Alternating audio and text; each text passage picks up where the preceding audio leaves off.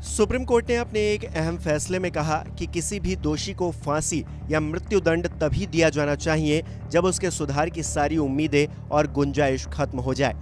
मुख्य न्यायाधीश justice D.Y.. Chandrachud, justice Hema Kohli और जस्टिस पी.एस. नरसिम्हा की पीठ ने मंगलवार को इस बात की महत्ता पर जोर दिया कि एक दोषी के सुधार की गुंजाइश है या फिर नहीं। ये निर्धारित करने वाली स्थितियां और परिस्थितियां क्या होनी चाहिए।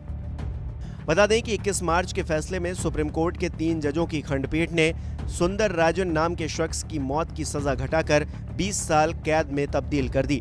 सुंदर राजन को साल 2009 में 7 साल के लिए बच्चे का अपहरण और उसकी हत्या करने का दोषी पाया गया था और उसे सजाए मौत दी गई थी।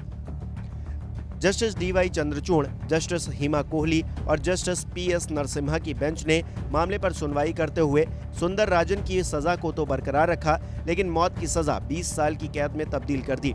इस दौरान कोर्ट ने टिप्पणी की कि किसी भी अप्राकृतिक कृत्य के दोषी की सजा को कम करने वाले कारकों में आरोपी की पृष्ठभूमि, हिरासत या कैद की अवधि में जेल में उसका आचरण या उसका आपराधिक इतिहास शामिल होता है। इसी के साथ सुप्रीम कोर्ट ने कहा कि जब दोषी में सुधार की सारी संभावनाएं खत्म हो जाएं, तभी उसके मृत्युदंड पर विचार किया जाना चाहिए। खंडपीठ ने शीर्ष अदालत के 2013 के एक फैसले के खिलाफ सुंदर राजन द्वारा दायर समीक्षा याचिका की सुनवाई करते हुए ये फैसला सुनाया।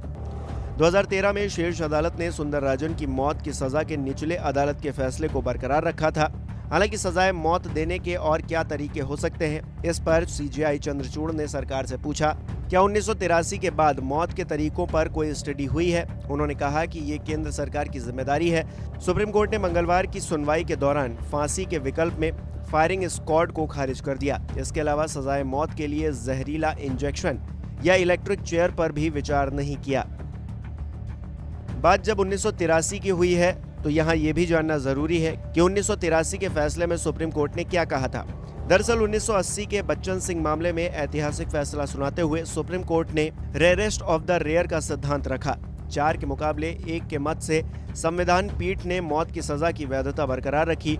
ये भी कहा कि मौत की सजा उन्हीं मामलों में दी जाएगी जो रेयरेस्ट ऑफ द रेयर की श्रेणी में आते हैं। दीना बनाम भारत सरकार मामले में सुप्रीम कोर्ट ने 23 सितंबर 1983 को फैसला सुनाया था। तत्कालीन CJI Y V. Chandrachud, justice R S. Pathak और जस्टिस सव्यसाची मुखर्जी की बेंच ने सीआरपीसी की धारा 354(5) को सही ठहराया था। इसी में प्रावधान है कि जब किसी व्यक्ति को मौत की सजा होगी तो उसे मृत्यु होने तक गर्दन से लटकाए रखा जाएगा। बाद में मौत की सजा कम मामलों में दी जाने लगी। हालांकि अब यहाँ सवाल उठ रहा है कि 1983 से पहले भारत में मौत की सजा किस तरह दी जाती थी। तो आपको बता दें कि दुनिया में सदियों से सजाए मौत का कानून चला आ रहा है। सजाए मौत का कानूनी इतिहास सदियों पुराना है। बेबीलोन के राजा हम्मुराबी के समय यानी कि 1750 ईसा पूर्व अपराधियों को मौत की सजा देने का कानून मिलता है। हम्मुराबी विधि संविधा दुनिया का सबसे पहला पीनल कोड माना जाता है। इसमें 25 तरह के अपराधों के लिए मौत की सजा देने के प्रावधान थे। ईसा से 7 सदी पहले एथेंस में हर अपराध के लिए मौत की सजा दी जाती थी। आइए अब आपको बताते हैं कि भारत में सजाए मौत पर क्या कानून है। अंग्रेजों ने भारतीय दंड संहिता यानी कि आईपीसी के जरिए कानूनी व्यवस्था में सजाए मौत को शामिल किया। सीआरपीसी में हत्या के लिए मौत की सजा का प्रावधान था।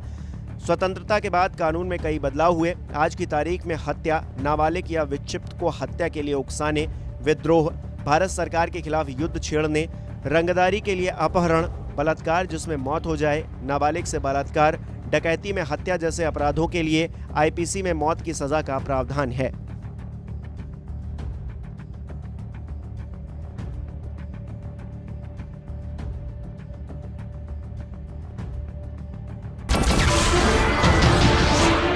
नमस्कार, मैं हूं मानक गुप्ता।